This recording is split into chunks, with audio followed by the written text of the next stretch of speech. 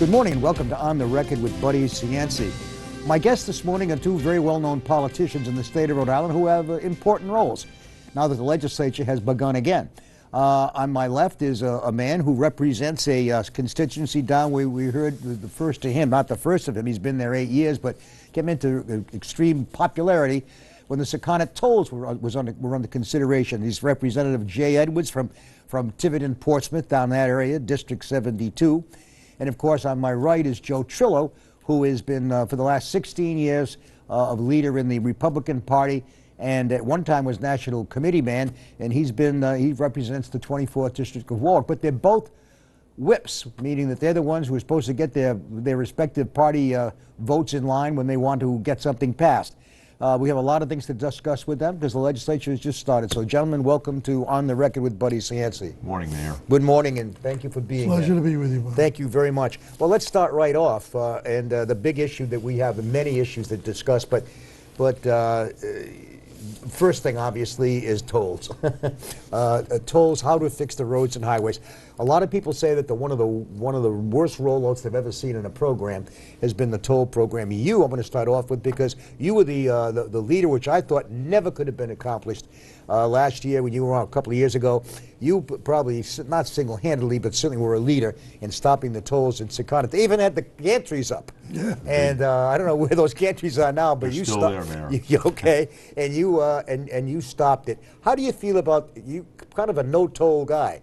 How do you feel about the governor's proposal, and where do you stand on it? Well, on the governor's proposal that she rolled out last June, I am not a fan of it. It was vague. There was a lot of mystery involved. We don't know how many tolls there were going to be. We didn't know how much the tolls were going to be. We didn't know where the tolls were going to be.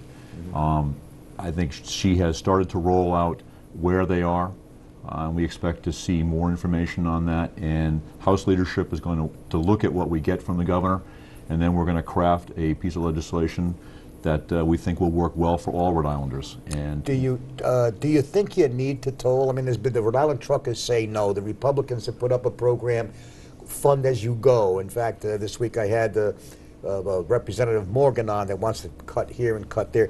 And she says that when you passed a piece of legislation several years ago, there's enough money in that. When you were going to, when you were talking about Cianci, you put some things in there where you'd have enough money to fund all the road construction program. How do you feel about that? Do you think you've got enough information to move forward? No, I think we're still, the House leadership is still working on the bill, and the leader is still, the speaker is still really concentrating on this issue. This is up in the forefront for us as leadership. Okay. And we anticipate having something soon that we can go to our members with, that's clear, that's concise, and right now everything is on the table except car tolls. The speaker has been very clear about that. He said there will not be a toll on cars as long as he's speaker. So, God willing, there won't be a toll on cars as long as I'm the whip. Can Representative Trillo, Republicans obviously a little less representative in the House, but still have a say, and you guys get along? I mean, the Republicans and Democrats seem to get along more now than they did before. We've had a good relationship. Yeah. Now tell me, is it possible? I mean, the Republican leadership has said we can do this without tolls. Is it possible to do it without tolls? Well, I suppose anything's possible, but when everybody wants to attack the budget for every issue that you need to pay for in the state.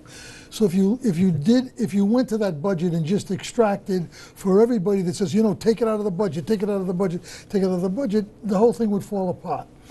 I think what we need is we need some sort of a funding source that's dedicated to fixing our roads so that we don't end up in a situation we're in 10 or 15 years from now. Now, I'm not in favor of the plan that's been put out. I think it's a bad plan. I don't think we should have 17 gantries all over the state. If you asked me what I would do, if I was going to toll, I would have one toll station at the Connecticut-Rhode Island border, one toll station, charge everybody, give everybody a 20% discount if you use it more than 10 times a week, a 40% discount if you use it 20 times a month, a month, and keep that going down so that somebody that lives there, that goes across the border, somebody that works at Foxwoods, they're only going to be paying 20%. Well, wait a minute, you're talking about cooling automobiles also. Absolutely. That's like the third rail of politics around here, to toll cars. But you know what? The majority of cars... That'll definitely make the news tonight. I mean, right? the majority of cars coming glad he across said it. Yeah. our border are coming across and Have traveling you done any through our studies state. on how much this would generate? 75% of the vehicles coming across the state go right through the state. So you would toll automobiles. You'd expand this thing to I would automobiles. expand it to automobiles. Is that because you And don't I want would- the toll? I understand. You and just I don't would- want anything to pass the toll. So you just so go with. Would you charge the toll if you go to the casino you want to build on at Quonset Point? Sure. You would. Okay. All right. So you are for No, toll- I'm not for this program that's out there right now. I Okay. think it's a bad program. So far, the way it was presented by the governor. You know, I'm not optimistic. I'm not in favor of all these gantries all over the state. So I don't know where it's actually going to end up. You know, if you put a toll representative, Edwards, if you take Mr. Trillo's idea of putting a tolling cars at the border, I mean, that would be easy to divert, wouldn't you? Just go around. Very easy. I used to work down in North Stonington. I used to go that route every single day, and there are areas that the locals could go around pretty quickly, and the truckers will follow But you suit. know what? We're not. I wouldn't be out to get the locals. The locals, as far as I'm concerned, let them go around it. I'm out to get the out-of-state cars and trucks that are driving through the state. And that's the best place to get them. By having these gantries in the city, And like it's we're only going to been have it 18 right wheelers. now, Well, you're going to be hurting the local businesses. There's also a situation where the truckers say that the governor's numbers are totally out of whack as far as how many trucks are going to use it, you know, and how many trucks would divert. And so how can you fund the thing when you don't know how much money you're really bringing in? I think the House leadership and the Finance Committee are going to vet all that. And I think we're going to have, when this bill comes to the floor, in whatever fashion it comes, I think we're going to have all the information we need so our members will be able to vote in the light of day. Unlike 38 Studios, we're going to have something clear for all of our members. Okay, well, there's, you know, these 18-wheelers, the governor says just 18-wheelers. And is the Department of Transportation, in your opinion, have the capacity to do 453 bridges? I mean, I questioned that when they came to us originally. I mean, they're talking about doing $700 million worth of work in a very short span of time. That's the amount of work that's going on in Boston in any given year, and that's all of greater Boston. And they have innumerable amount of contractors up there right now. I mean, the unions are so flat out, they don't even have members to send to a lot of the jobs in locations in Boston. So this is something we really have to look at. The way it's rolled out, we need to prioritize which roads get addressed first to make sure we have the physical ability to actually do the work. And obviously, this will take a long time. So, you know, if you pass something like tomorrow, which you're not, it would take a long time to implement this, between environmental impact statements, between going out to contract, going out to bid, and then beginning the process. So it's going to take an awful long time. And our bridges need to be fixed, obviously. So this is going to take top priority, I'm sure, in the House, and you guys will decide if we're going to be tolling. If I could just clarify one thing. Sure. I'm against tolling, but if we're going to toll, that was the plan that I would like to see in place. Okay, so And I don't think I worded it quite that way. okay, all right. I'm fair game. I am also generally against tolls, but Well, we if know we that. have to put something in place, I'm more for an equitable distribution of the tolls, as opposed when they were trying to put it in the Scotland River Bridge, it was only on the Scotland River Bridge. It would only affect my district. Okay, let's move on to some other lightning rod areas.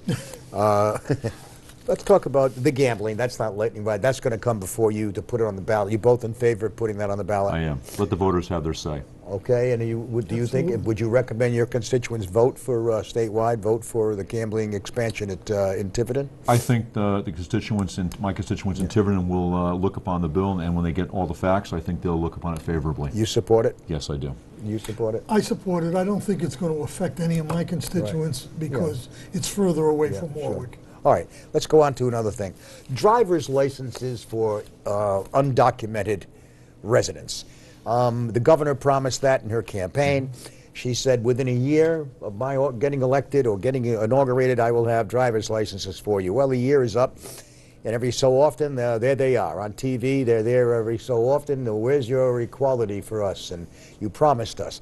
The legislature, Mattiello has said that don't do this, Governor, without us. Don't do it with a executive order. Maybe the House would like to vote on it, and I imagine the governor will do that. I'd like to know from each one of you. Representative Trillo, let's start with you. Driver's license, it's a safety issue, some people say. Number one. Number two, it's a fairness thing. It's they'll be easy to get insurance. How do you feel if it came before you? Driver's licenses for undocumented residents, yes or no? I think it's probably one of the worst things that we could do.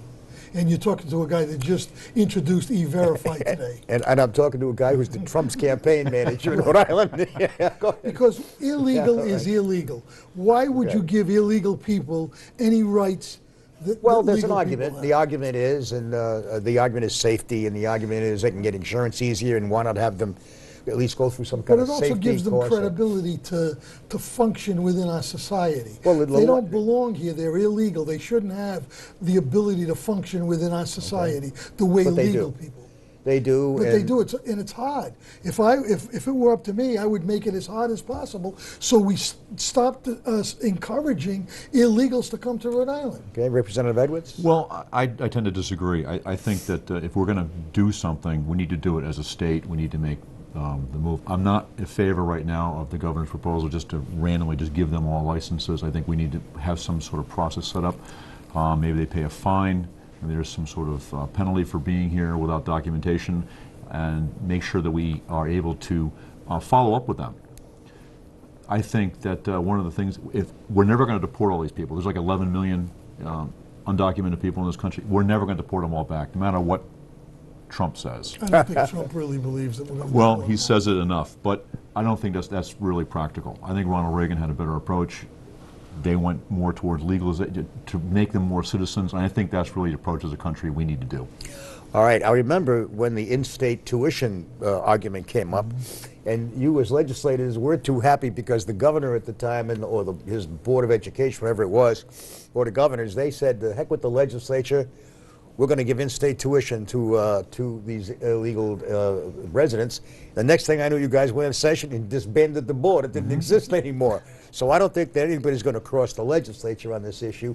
Mattiello, your leader, says, or the speaker, he says he wants to weigh in. So I guess we can find a no vote for you and most likely a yes vote for you for licenses for them. If it comes, it depends on the form of the bill, but if the leadership rolls it out, I believe I'll be working out on the floor. All right, we're going to take a break right now. We're going to come back, and I'm going to give you a little hint what I'm going to ask you. I'm going to think about it. Should we legalize marijuana in the state of Rhode Island? Is that a good revenue source for us? Is something we should think about? Talk about GE and talk about I-195. But we'll be right back right after these messages with our two minority and majority whip. Stay tuned.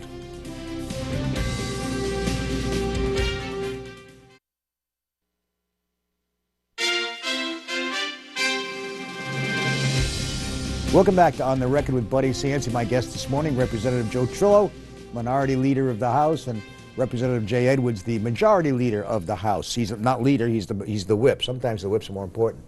Anyway, we're talking about the state of Rhode Island and its legislature, and these are two leaders in the legislature and their respective parties. I want to get into marijuana. There's been talk now for years about legalizing marijuana. It's legal in some states, Colorado, Oregon, those places. Some people say it can be one heck of a revenue source for us. And some people say, no, it's a gateway drug and we shouldn't even go near it, but we do have medical marijuana.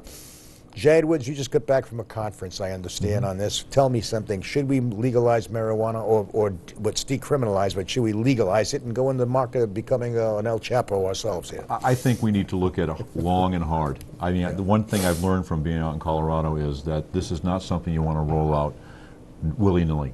Oregon just did it. Well, I've been talking about it for years now. But Oregon just did it, and they have had an absolute catastrophe out there. They went from 11,000 people growing to 60,000 people growing. They have open grow. They have marijuana growing all over the state. Colorado has it run through the Department of Revenue.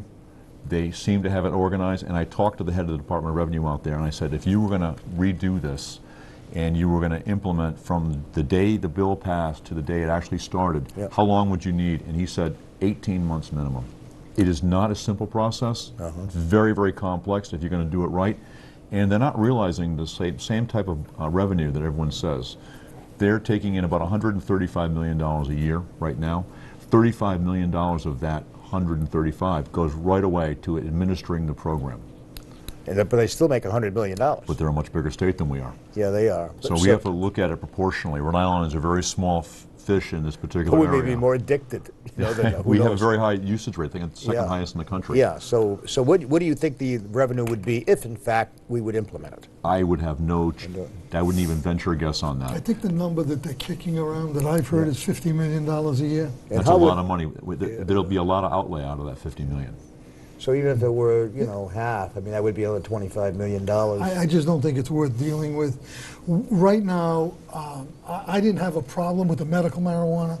I think medical marijuana is being way over abused right now.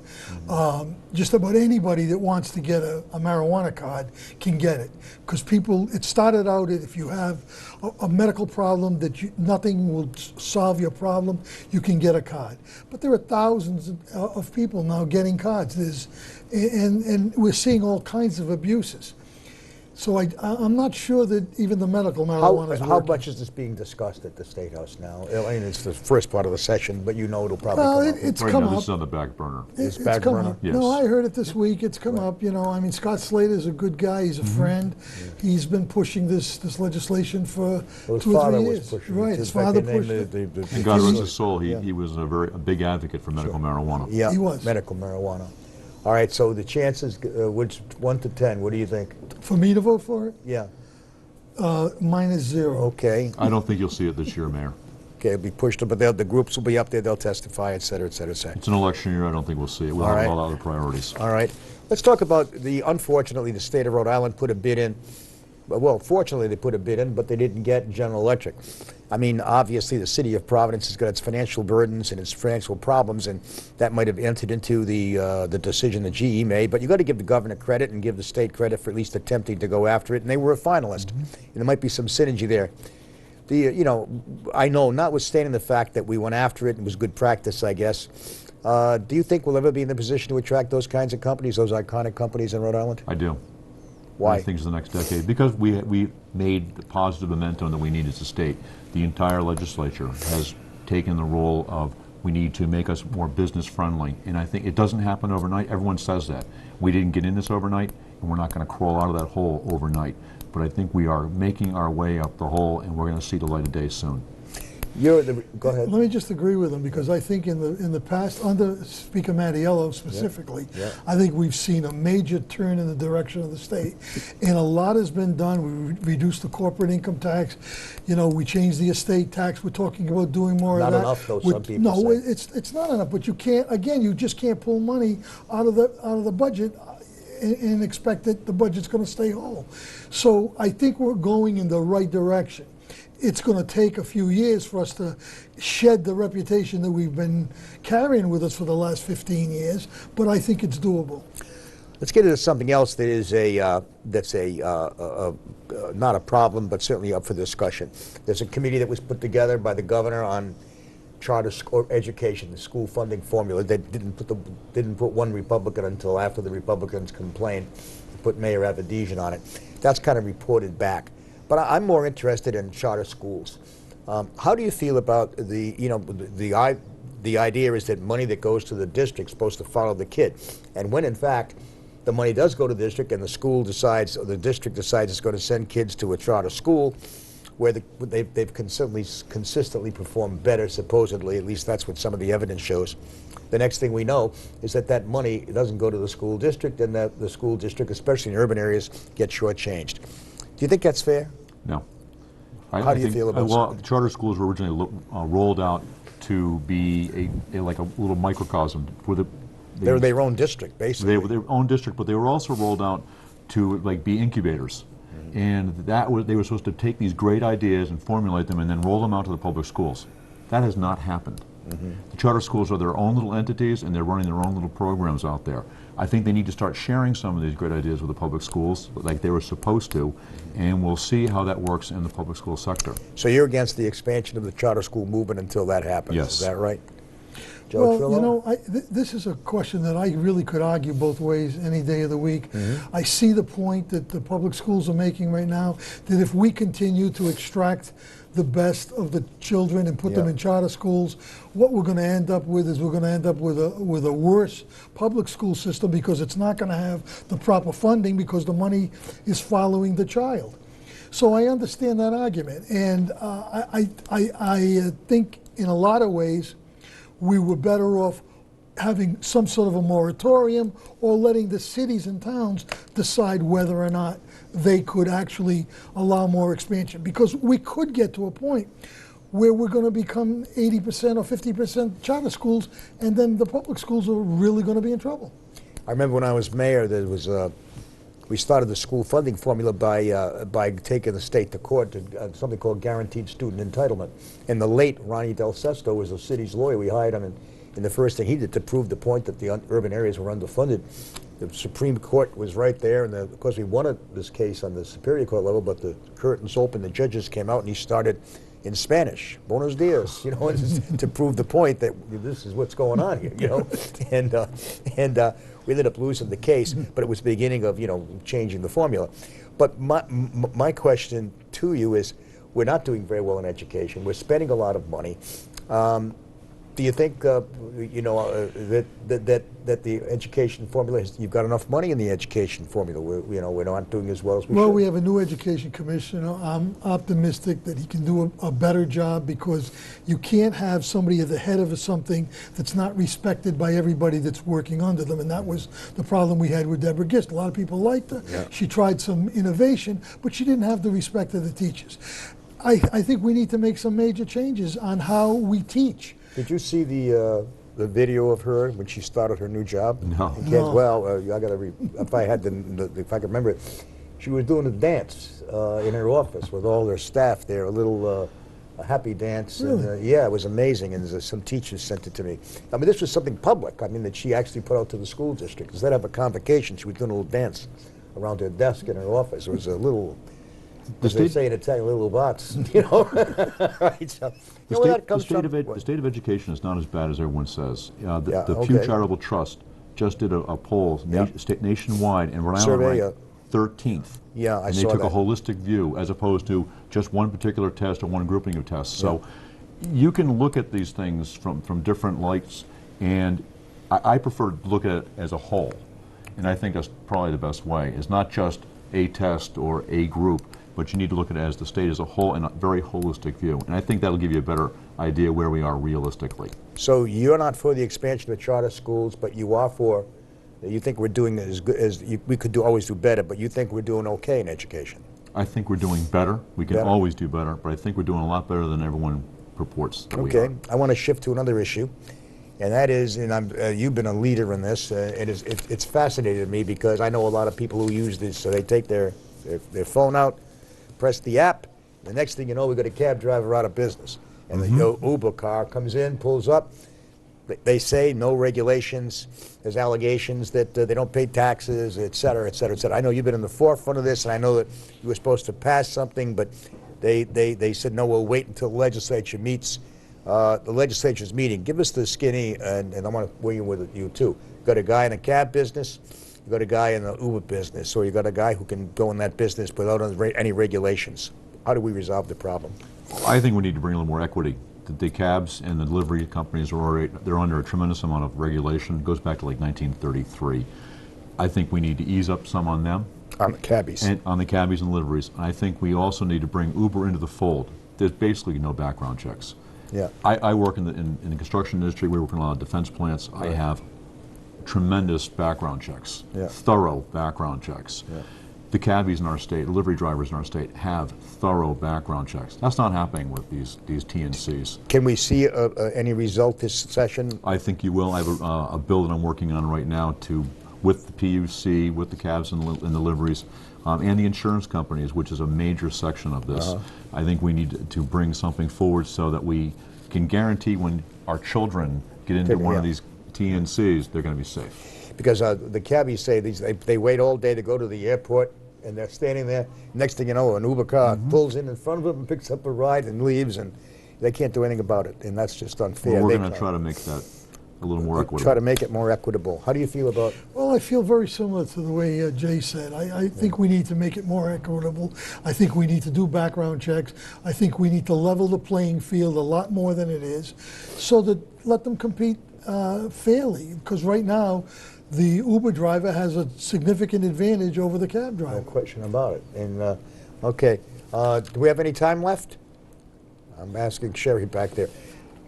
Take a wrap. It says, okay, just quickly, any shot of you guys ever passing a bill and putting it to the voters saying, let's subject the legislature to the Ethics Commission? What's the shot of that happening?